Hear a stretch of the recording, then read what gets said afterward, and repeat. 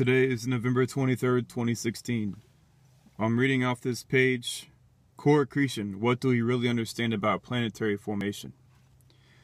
It's fair to say that there are a lot of gaps to fill in our knowledge of exoplanetary bodies, and 2013 proved to be a good year for bizarre discoveries, from a planet found with no star in sight to a gas giant orbiting at an unfathomable distance, to a system containing an orbital plane of 45 degrees out of whack. The list seems endless. As 2014 kicks off, we can expect no slowing down of these unusual discoveries from planet hunting teams around the world, on top of the months of Kepler data still queuing up for analysis. This opens up the topic of how these extraordinary bodies came to be and begs the question, what do we really understand about planetary formation? Now, being a communication major in college, I have about 3 more classes to take before I have my bachelor's in this. I should understand how to decipher what they're actually saying here. So here we go. It begins with the very first title, What do we really understand about planetary formation? Now, saying that right off the bat is, well, opening up everything. It just opens right up. Let's see what we really know. And in the first paragraph, you'll see here there's a lot to decipher. It's fair to say that there are a lot of gaps to fill in our knowledge of exoplanetary bodies. Yes, there are a lot of gaps to fill, meaning the theory is completely incomplete. If there are a lot of gaps to fill, how is it that you understand how planets form? You don't. You have to fill in all those gaps. And inside of stellar metamorphosis, the gaps to fill are finding stars that are really large and all the way down the spectrum until you have something that's more or less Mercury-sized. Those are all the gaps. You find the stars in all stages of evolution. And that's what the Kepler is doing. That's what the planet hunters are doing. They're just older stars that are evolved and differentiating their interior, becoming more rocky, solid material. My listeners already know that. From a planet found with no star in sight, well, that's obvious. It is a star. It's an older star. It doesn't need a larger, younger star to be orbiting it, or to orbit it. It's its own object. It doesn't need another body to be there with it. It's doing its own thing. So, to a gas giant orbiting at an unfathomable distance, that's a very poor choice of words. Unfathomable distance. We can imagine, or try to imagine, galaxies at millions of light years distance from each other.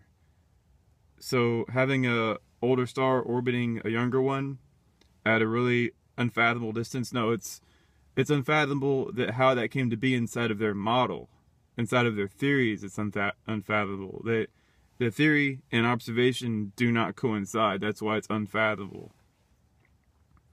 And a system containing an orbital plane 45 degrees out of whack. Now, out of whack, it means they're making an observation, and then they say, well, that's unusual, that's out of whack. No, you have your idea in your mind, you had the theory in your mind, and then you looked out at the observation, you said the observation was out of whack. Oh, that's false. You know, it's out of whack.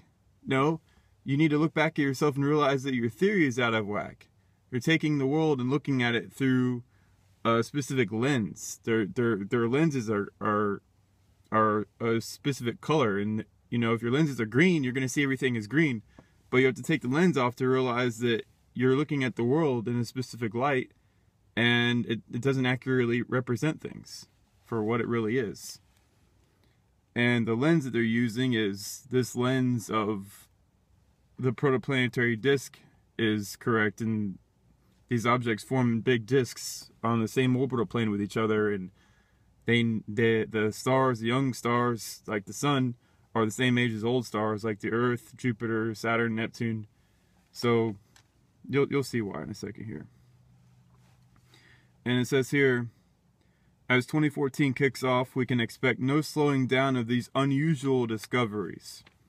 They're not unusual in stellar metamorphosis. They're going to find stars in different orbital configurations all over the damn place. it's going to get even worse for these people trying to design theories to only account for what the solar system looks like. And then this opens up the topic, what they really understand about planet formation. And that's basically it. They open it up with the first paragraph. They state, well, these things are unusual, so there must be something, they're doing something special. But they're not really understanding what's going on here. They need to look at themselves. They need to examine their own ideas, their own beliefs about how nature works, because that's where the problem is. It's not out there. It's like a good analogy is like, say, when you're younger, you say, I want to get out of this town. This town sucks. You got to get out. There's so many problems here. I got to get out of this town. So you're like, okay, well, I should move. And then you move to another city and well, what's happening is you're not exactly leaving all the problems in that hometown. A lot of the times you're bringing the problems with you because the problems are with you. You're the one with the ideas and the beliefs and everything that are not jiving with reality, and you're bringing the main problem to the new city. So obviously those same problems are going to reoccur again. And it's like, well, what's going on here? It's inside of you. It's the ideas and the beliefs that you have.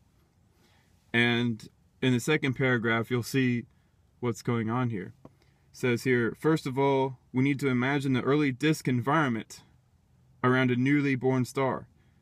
First of all, they need to imagine the early disk environment. No, you don't. You don't need to imagine any disk at all. What you need to do is take the observations you have and connect the dots. That's what you needed to do, but they're not going to do that. The protoplanetary disk contains lots of gas and dust left over from the initial collapse of the interstellar cloud. Again, that's an assumption. They've never, ever seen an interstellar cloud collapse. It's never been observed. Yet they say it over and over and over again. From which the star forms. They've never seen it happen. Both the star and the disk rotate about a common center of gravity, and it is... That's just strange.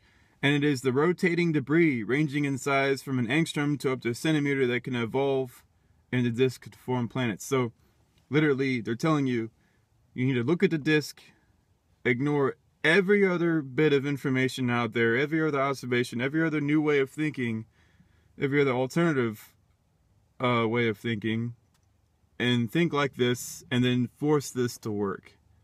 That is why the establishment and these theorists are having problems. They are forcing their theories to try to make sense, and they're looking up at the stars saying, that's bizarre, that's unusual, that's unfathomable. Yet, the problem is with them.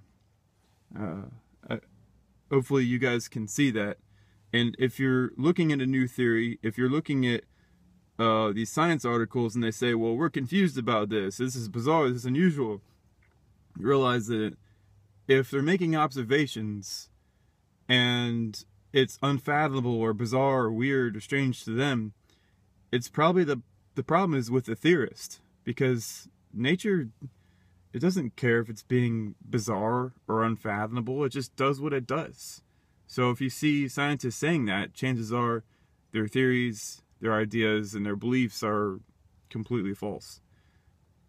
Yeah, keep that in mind when you look at these scientific articles, and if they have enough, courage to admit that they don't know what they're doing, then that's half the battle, as well as, trying to admitting that you're having an issue here. But with careerism and all that, it's very rare to find that among astronomers. But yeah, I think that sums it up. I would talk more about this article, but the very first 2 paragraphs in the title, that goes over everything. All right, later.